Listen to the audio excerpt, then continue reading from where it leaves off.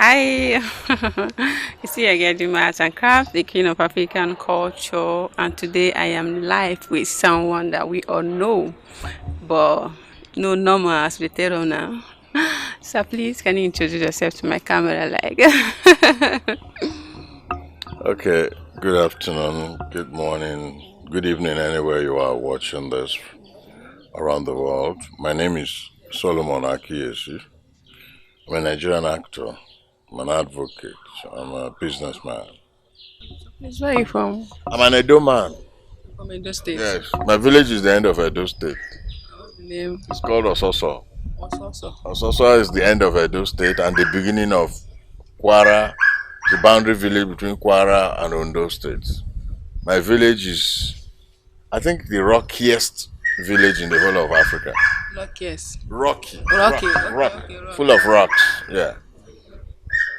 There's a rock in my village that is called Uruku. It's bigger, taller, and larger than the Zuma rock. A lot of people don't know.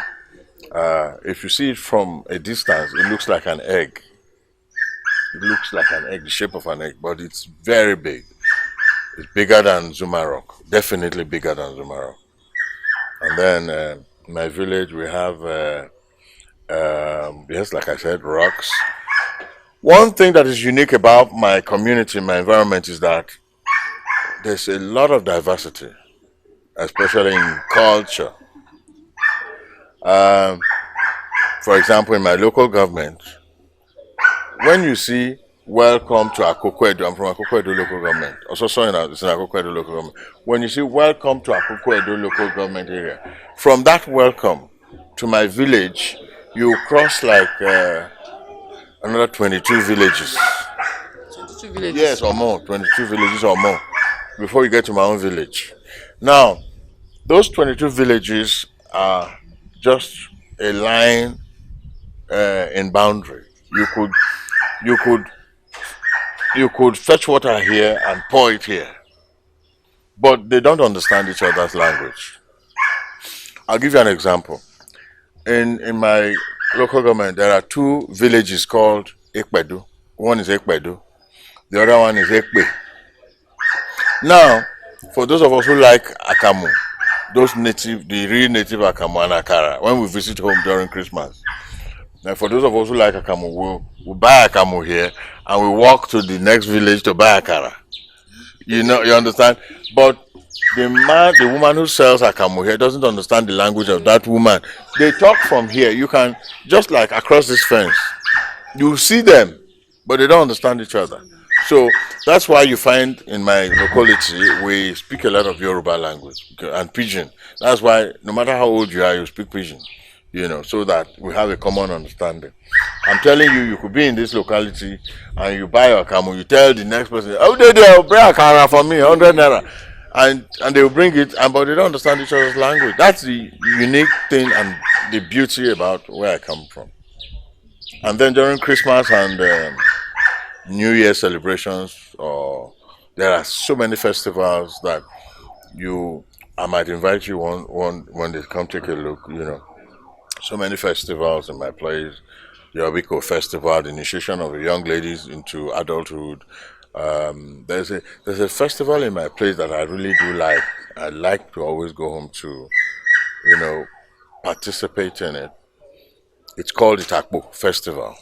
Itakpo. Say it, let me hear. Itakpo. Oh, you said it so well. Itakpo Festival is one festival that everybody in the village cooks food and puts in one particular spot with big meat, dry meat, and enough soup, drinks, and everything. Everybody goes there to eat. Just from anywhere, go there, eat as much as you like, drink as much as you like, and if anything, nothing will happen to you. Okay, but if you have evil, if you have negativity at heart, if you are evil at heart, and you put your foot there, it will be exposed. You'll be exposed. Okay, so there's so many of them like that. That one will want to take advantage of. So people like you who are into cultural productions and all that. I will invite you over. Yeah, you said you're an actor. Like, can you share your experience, your acting experience? or the negative part and the positive side since you started acting? Well, if I was to start talking about my acting experience or my experience as an actor, we might just begin to write a massive book about it because the experience is wild and wide. And as a matter of fact, I not like I wanted to be an actor. I've always wanted to be a lawyer. Lawyer. Yes, I wanted to be a lawyer badly, as in desperately. Went to school, I tried writing my exams, wanted to study law. But unfortunately, I don't know what happened. There were delays here and there, not because I was not passing, but I didn't have, at that time, if you passed your jam, you needed that push. And because of my background, I come from a very poor home. I didn't have anybody then to push for me. Even if you got the cutoff point, you still needed that other hand to help you through. So it kept happening once, twice, three times, and one day I was just chilling somewhere, and I was flipping through a newspaper. Yeah, a news magazine actually, and I saw an advert on it that applications were being requested from qualified candidates for the study of theatre arts from the University of Ibadan. And I know that while I was in secondary school, I was a very good actor. So people were telling me I was a good actor. I was into so many performances, Dramas. dramas, and all that, and I was popular in school. So I said to myself, while waiting, instead of waiting for this law that is not coming, maybe I should just try theater arts. And Since you have passion for it. yes, since I had passion, thank you, that's the word, passion. So I got into school, studied theater arts from the University of Ibadan. I studied from the diploma to the degree, and then I left the country to get to the master's level. And That's theater art. yes, theater arts, yes. At this moment, law. No. I began to enjoy it. When I got into the department, it was always fun in the department, fellow classmates and all that. And we were always having fun, dancing and acting and all that. And it was bringing out the real me, Best in you. the talent in me. So I decided that I was going to stick, to that. And after my diploma studies, I stepped out a bit. And I want to say that during that time in 1991 or thereabout, yeah, I was the only one that passed my diploma exams amongst all my classmates. Yes, Seriously? because the cutoff point was 60. If you didn't make 60, you would not go for the degree. 60 over 100. Yes, 60 points. So, and I remember I made 60.82, More than what and you the next expected. person behind me made 54. So my lecturers and everybody was like, "Why don't you just stick with theater arts?" And because they asked me, what do you want going forward?" I told them I wanted to be this, and I said, "Stick with theater arts, you'll make it." And I stuck with it, and I've not regretted it since. You know, it's been a beautiful journey, and I was doing some small drama on TV. I remember Ripples in the late 80s. I was in Ripples. I remember working with Uncle Olu Jacobs in Third Eye and a whole bunch of other network NTA programs, NTA network drama programs. Yeah, and then I took it up, and when Nollywood began to emerge in the early 90s, where people were filming homemade stories with these what you call naming ceremony cameras. I joined in the fray and went for an audition, and once, twice, three or four times, I made friends in the um, then emerging Nollywood industry, and I got roles. My first major role came from my very good friend and brother, Upper Williams, who gave me a role to play a few scenes in the movie, and we did it. He liked it, and then he did a sequence and gave me another role, and then I graduated to meeting the likes of the indefatigable Zebejiro and his brother Chico Ejiro, and then just like that, like that, like that, and here we are. Yeah.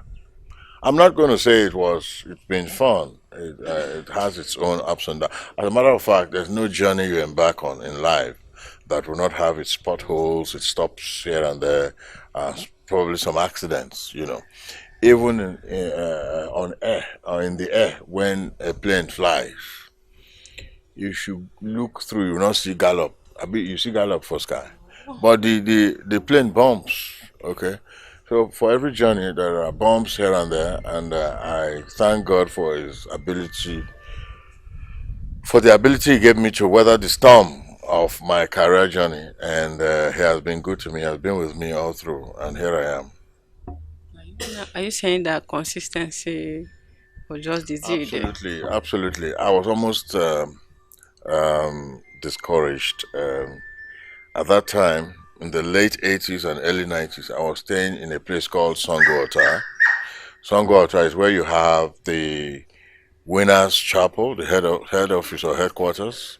That distance, okay. I was staying there and I needed to go to Surulere for auditions. And sometimes I would have to iron my dress, starch it the previous night, charter a vehicle for 250 naira then, that will come and pick me by 4:30 in the morning for audition.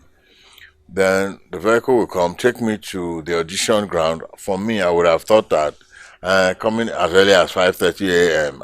Waiting. Now me go be number two or number one or something. But unfortunately, by the time I get there, I'll be maybe number 99 or one or something. And I will stay outside. Unlike now that you have when there are auditions, they have canopies for those that are going to audition. Upcomers, they have canopies. They even have some even buy bottled water and all that and drink. Like then. We were drinking ice water. Ice water we put it in this Maltina bottle for 2 or 3 kobo.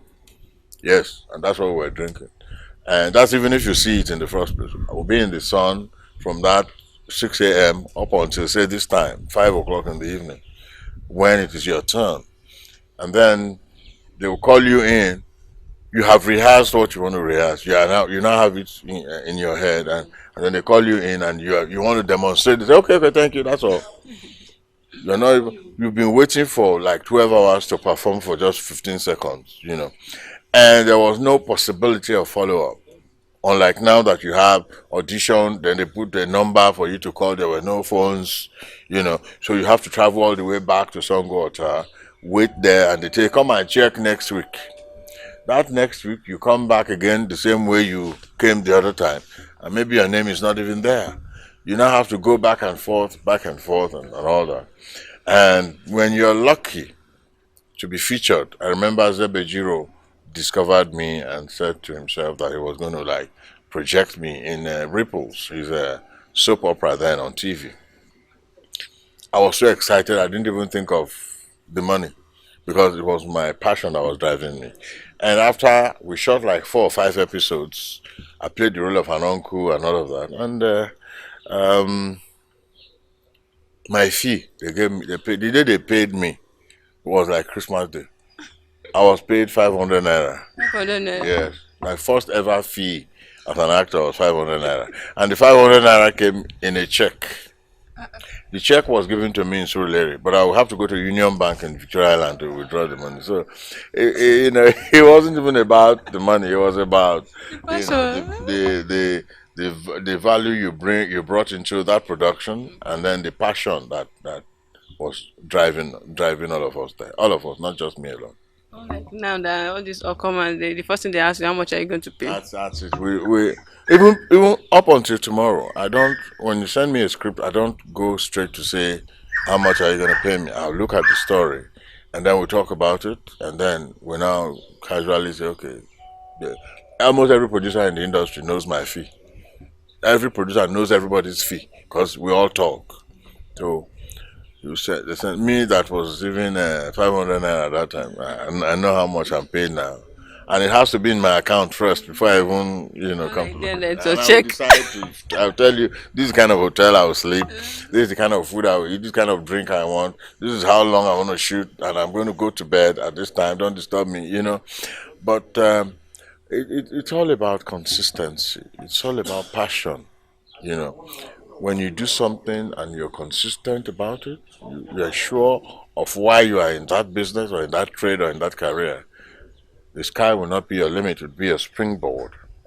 From this now, what do you have to tell the upcomers that, like, for instance, someone walk up to you like, I want to be an actor, I want to be, I love acting. What Well, advice will you give the person?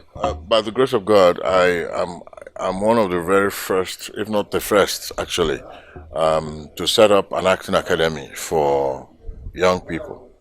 Young and old, or young adults who want to be in Nollywood. And when I say about Nollywood, what comes to the mind is acting. I want to be an actor. The girls say, I want to be an actress. No, Nollywood comes with a whole bunch of, the value chain is long. You can come in as an actor, you can come in as a gaffer, you can come in as an editor, costumier, makeup, cameraman, like people are doing here. I'm sure you're paying them. They're receiving money. Cameraman and all of that, color grader and all of that, sound engineer. The whole thing is wide. So I want to let the upcomers know, number one, that when you talk about Nollywood, it's not just about acting. Nollywood is an industry that creates employment in all of this value chain. And you can, if you are good with, not everybody is meant to be an actor. You can come in as a costumier, those what they call tailor. You can come in as a welfare assistant, something they call restaurant, props and all of that. And it's just a whole lot, location manager, a whole lot that you can come in and so I set up that academy almost 20 years ago, to cater for the needs and the desires of wanna be actors, wanna be directors, wanna be cameramen and all that. And one thing I always say, like to answer your question directly, like somebody walks up to me and say, I want to be in Nollywood, not I want to be an actor now. I want to be in Nollywood. I would ask you, why do you want to be in it? It's your response to me that will determine what I'll tell you. If you tell me you want to make money, I'll tell you you have failed already from day one. If you tell me it's my passion, I'll tell you you have won. What I want to tell upcomers is that arts generally, be it Nollywood, be it writing, be it carving, be it whatever you want to call it, art generally is a passion-driven industry. It's not something you jump into because you feel somebody's making money and then you want to go there and make money. Your destiny is not that person's destiny. It's like somebody now who is not grounded in hospitality. You see somebody built a hotel and the person is making money and you say, my man don't build hotel, make me say go build my own. Like what's happening in Imo State. Like what's happening in Imo State every every kilometer is a hotel. So you might just end up failing, if Attila, okay, bye. So you just fail. As a matter of fact, if you want to go in there for whatever you do in life and you do it for the wrong reasons, you will fail. Especially even if it's marriage. You get married and you say, okay, it's because my younger sisters are married. Me, I want to marry too. No, my brother has a child. Now, me, I want to have a child. No, no, no, no, no. Don't do anything for the wrong reason. And if you are coming into Nollywood for the right reasons, you will get the right results. Yeah. You made mention that you own a An acting academy. film Yeah, film academy. academy. Yeah. Now, like, there's this thing that people say that when you, most especially young ladies, they say that when you come into a movie industry, you want to become an actress, and that there's this or issue of men trying to producers or directors or people trying to sleep with you before giving you role and all those stuff. Then, as someone that own a movie academy, what do you have to say about that? Is this thing way or Okay. like? It's unfortunate that our business, Nollywood, has been bandied around the world as one industry that blackmails women into the industry before giving them an opportunity. This explains. This is one of the reasons that I set up the academy. To give a chance, give a link, as it were, an opportunity to those that are talented, so that you don't go into the industry and then somebody says because they try to blackmail you, you cannot be blackmailed, and then you end up losing out with your talent dead. And yes, yes, it happens. It happens that people take advantage of people, not only in Nollywood, everywhere. But because Nollywood is, our lives are like this, you can see, you are looking at the eyes of the world are on us. It's easy to say, hey, now like this, it been as so and so. But check out the banking industry. Those who go for interviews, just like people come for audition to be actors. The producer or the director says, I want to sleep with you, and then they end up sleeping with each other, whatever. The same thing happens in the banking industry, in the engineering industry, in the manufacturing industry, in the hospitality industry, whatever. You people go for interviews and you see a girl who's well dressed, probably well endowed, and all that. The manager already pins, or the MD or the chairman already pins one down, whispers to his PA, collect that one number, go keep am for hotel for me. It happens. It's everywhere. But we are in Nollywood, and that's why when people die, well, if anybody dies, nobody knows. But when a Nollywood star dies, the whole world will tell you this is this is that, and that's why I set up that academy to clean up all of this mess, as it were.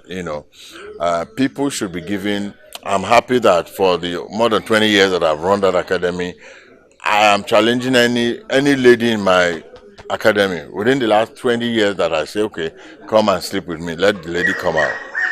I can beat my chest. I never had that. I've given opportunities to lots and lots of people. You saw my manager now. She's in my academy, and I brought her in. She manages me on set, and today she was on set with Mr. Johnson, and she's working. I give unconditional chances to people to display their talents. But I want to say this: the industry is evolving. So when a child is growing, when a child is growing, the child will fall, it might be injured, and all of those things. That's how the industry is now. It is evolving, and that's why you begin to see that the way it was before, as it was in the beginning. How did they talk about? Say, as it was in the beginning, not be so now. Because in the beginning, you take this fat camera, you record a village story or whatever story you want to record, edit it, lay sound, and call it movie, and then you begin to sell in cassettes. Not CD now, cassettes. Cassette 300 naira at that time. Then you sell as many cassettes as you like. This movie is it Living in Bondage? No, no, no. Glamour Girls. The those first generation movies. They sell, and then gradually we left cassette. We now moved to CD.